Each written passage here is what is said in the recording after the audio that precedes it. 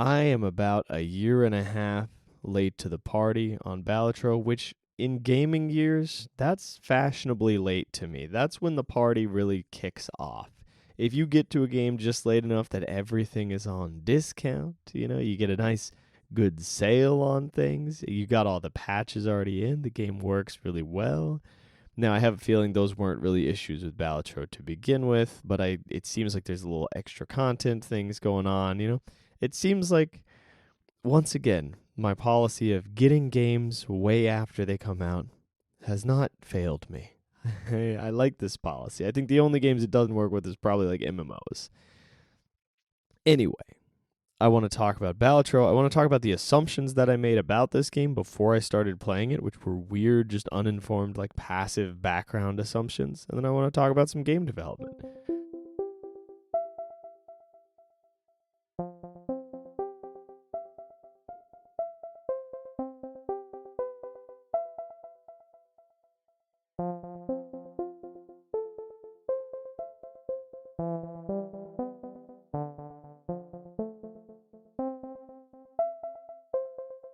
You might know Balatro as that game that got in trouble for being a gambling game when it's not actually a gambling game. You might know it as that game that has cool CRT art on it, or has like a really just a nice pixel art vibe that's a little bit difficult to describe.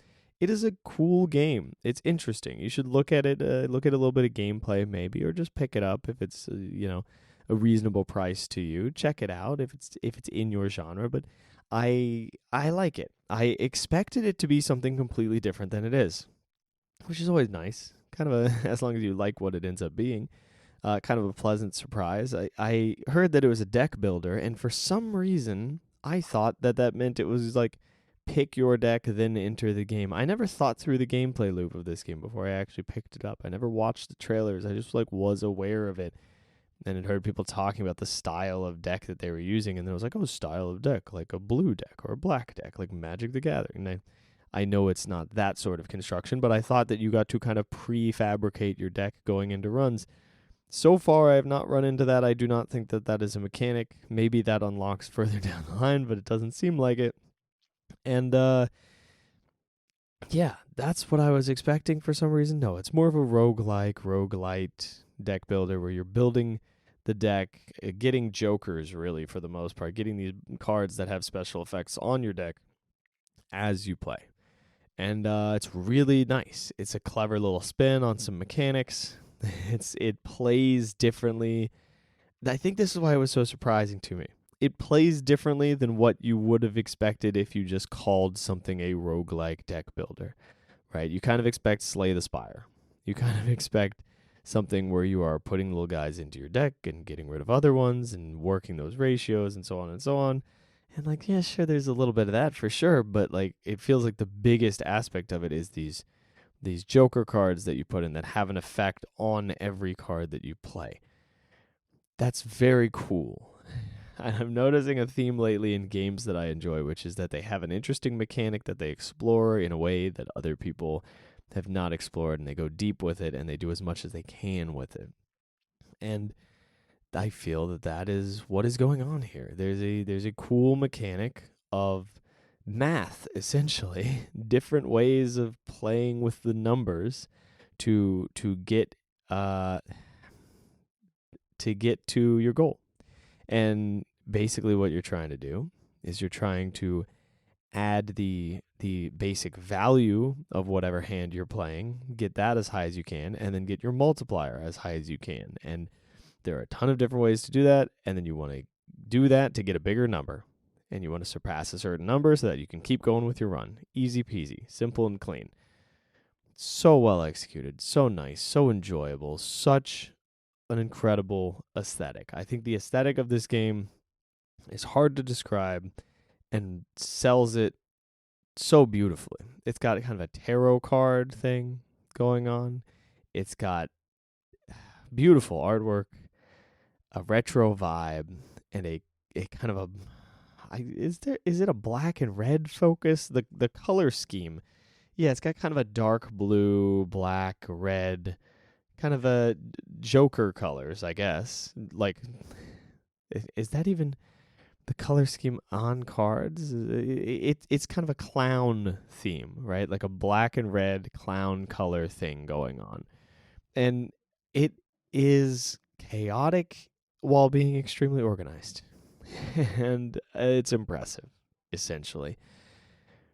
And I'm just surprised at how much it was able to surprise me, because I thought it was just going to be this sort of manic card slinging frenzy whenever it was described one way, where it was just like, oh, get the number higher, gambling game.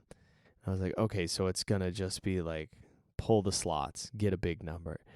No, it's methodical, strategic, and there's a little bit of chance, but the chance doesn't make it not that enjoyable. It kind of adds a lot to it.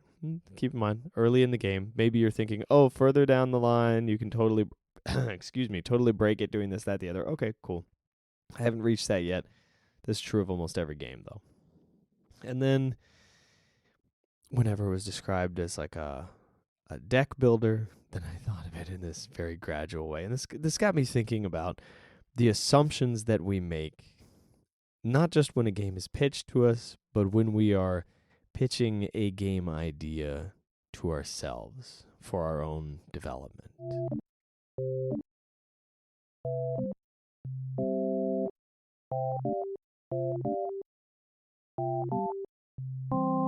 Whenever I start thinking about a new idea, I have a ton of assumptions that I make. And this is, I think, a part of the process, right? No matter what happens, you come up with a new creative idea. You've got a story that you want to write. You've got a game that you have mechanics for already. You have some concept in your head. Maybe it's the artwork for your game. Whatever it is, you have assumptions. You go, this will be the good version of that. You have some story that typically sounds very lighthearted, and you go, oh, it's kind of cartoony art. What if you flip that on its head? What if you change it to be a little bit more uncomfortable, a little bit more not quite realistic, but just like not your traditional cartoony thing? Maybe it gets a little more angular. Maybe the color scheme is a little different. Whatever the case may be, there's the automatic assumption, the lowest hanging fruit, where you go, oh, there it is. That's the idea. I think that it is valuable to question that assumption. I think, okay. Even if it's not the lowest hanging fruit for everybody, even if it's just the lowest hanging fruit for you, I think it's valuable to question that assumption to make things just a little bit more interesting for you or to push you outside of your comfort zone.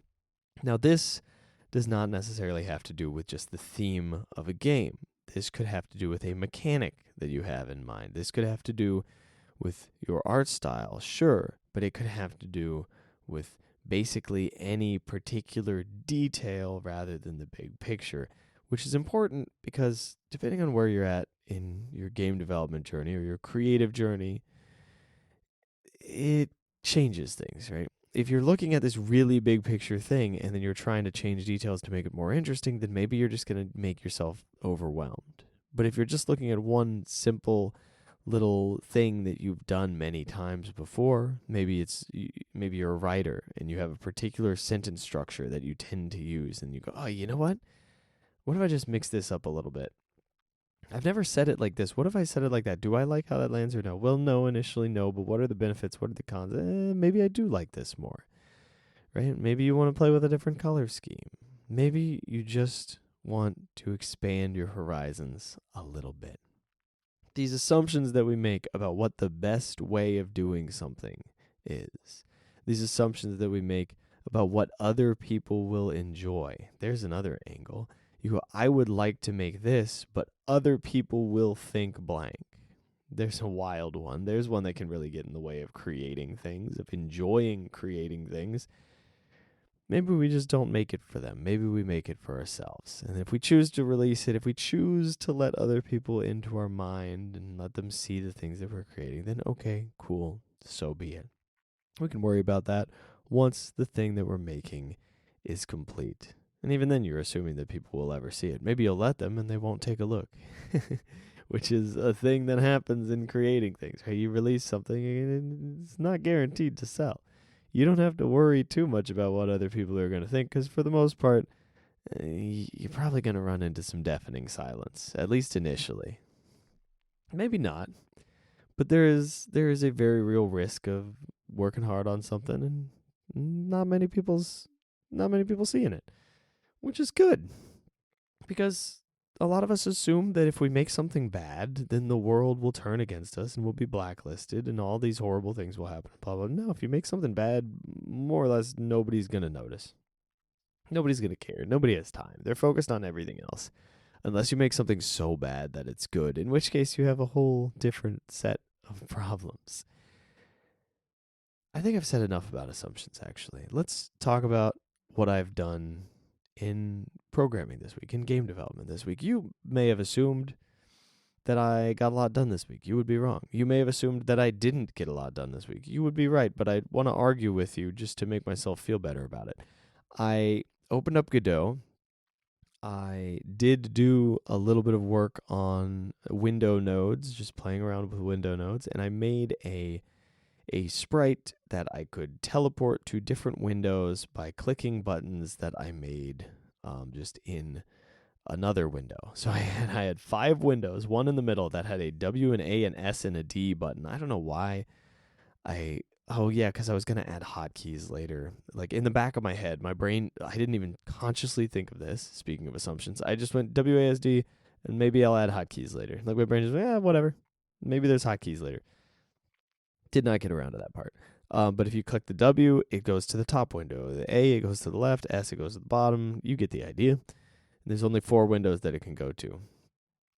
And it would just teleport that icon to those windows. Now, I don't know what was going on in the back of my head with this, but for some reason I thought that using Windows for this was a great idea, for teleporting this thing around. And then after I did it, I went, why am I using Windows for this? Oh, yeah, because I'm just playing with ideas. So then I started thinking, well, this isn't like useful. This doesn't, like, how is this going to be useful at all? And I started to build this idea in my head of what I just did was pointless, was not a good exercise. And immediately I go, no, slap that down. That's kind of a dumb thought.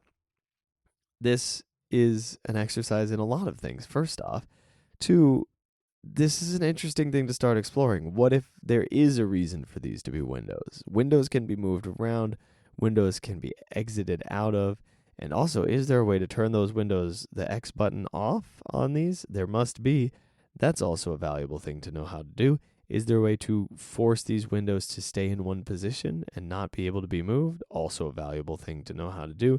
Is there a game mechanic that I could build around remembering where these windows are, even though you've been moving them all around? Maybe they're color-coded. Get the idea. Limitations inspire creativity. Is that the quote? I don't know what the quote is exactly. But there's these weird little limitations, and you can interpret it a couple different ways. You can interpret it, and you can go, oh, this thing that I've been exploring doesn't work in exactly the way that I was thinking about, or there's a better way to do this or whatever. And then you can go, oh, I've wasted this angle. Why did I do it this way? Oh, that was so dumb. I'm so stupid. What a terrible mistake. You can do that angle. Sure. Fine. You're really going to enjoy making games, aren't you? If every time that you make some dumb little exploration and it doesn't turn out exactly as you expect it to, you beat yourself up about it. Or you can look at it and you can go, oh, that's interesting. Huh. I wonder what I can do with that. Or, I guess that's a dead end. It's a really good thing I figured that out in this tiny little demo project, because now I have a better understanding of the use cases of these windows as far as game design goes. Oh, okay, maybe this is what makes Window Kill such an interesting game, is because they understood the limitations of this specific design element and used it extremely effectively. And now I'm going through the process of learning those limitations. And wasn't the point of this exercise to better understand the design of that game, to better understand the limitations of the window thing in Godot? Oh, yeah, it was. And it's easy to assume once you've already gotten your teeth into it a little bit, once you've sunk your teeth in, once you've started really trying some stuff, it's really easy to go, oh, I failed at this thing, and assume that victory was the goal, but failure was the goal because you're exploring and you're experimenting and you're figuring out new things. So that's my long way of saying I did a little bit of stuff with Windows in Godot. I did not do much, actually. I would have loved to explore more. I would love to explore more.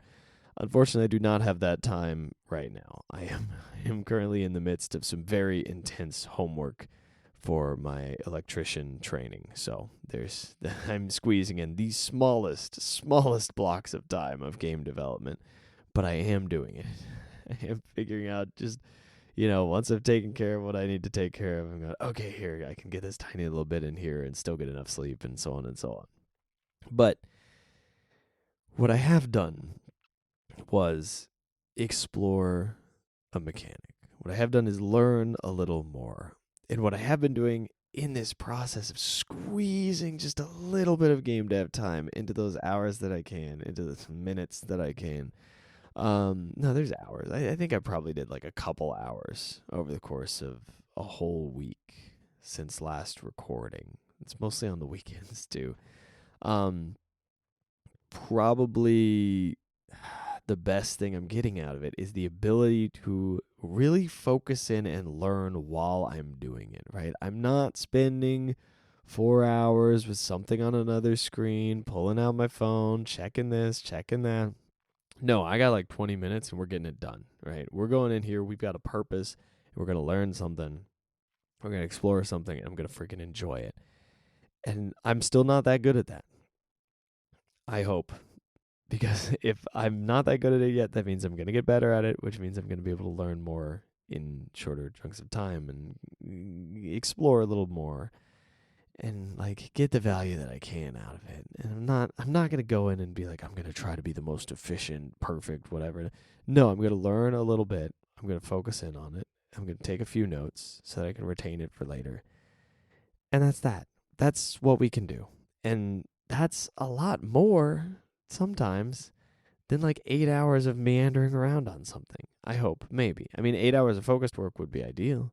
That would be really nice. But maybe this is a phase where I learn to focus better than I thought that I ever could learn to. Because I thought I was pretty focused to begin with, and it turns out I was not. Maybe this is a phase where I learn to focus in a little better. And then one day when I have a little bit more time, or during chunks of time where I learn to manage my time better, then I can put a little more time into it and I can go, oh, okay, cool. Now I can really learn. Now I can really focus on this and make more progress. I'm not going to make assumptions about how the future is going to turn out, is what I'm saying. I'm going to look at it and I'm going to go, right now, I'm learning a little bit. Right now, I'm reigniting some passion. And right now, that's a good thing. How it turns out, who knows? But I'm going to keep exploring it as long as I can, which is going to be a long time because I'm 33. And as long as I'm alive, I'm going to be exploring some kind of creative stuff. That is kind of my thing. Whether or not I want to, I'm doing something creative for the rest of my life because I can't avoid it. I can't stop myself. As long as I have a way to do it, I'm going to be doing it. And game dev is kind of my favorite angle on that right now. So that's where we're at. Let's wrap this thing up, huh?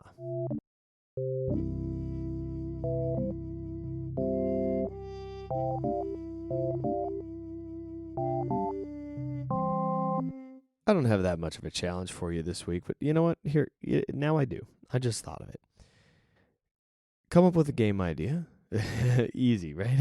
just like a goofy something, right? Like even in a game that already exists or a genre that you like, and just look at all your assumptions about it and then go, huh, that's interesting. And try to find an assumption that you don't realize that you're making, right? Like if you think shooter, is it immediately 2D? Is it 3D? Right? It's probably first person. You're probably thinking of Halo.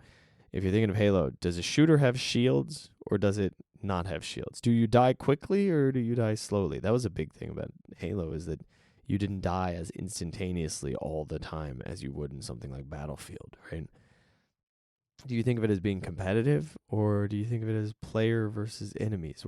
Pick your genre and then question your assumptions, or pick your game idea and then question your assumptions. That is my challenge to you. And that is everything that I have for you this week. Thank you for joining me. I have got to get going. I've got to get to sleep. I got to wake up soon. So I hope you guys have a good week. I'll see you in the next one. Until then, thanks for joining me. Get out there, make some stuff, and have fun with it.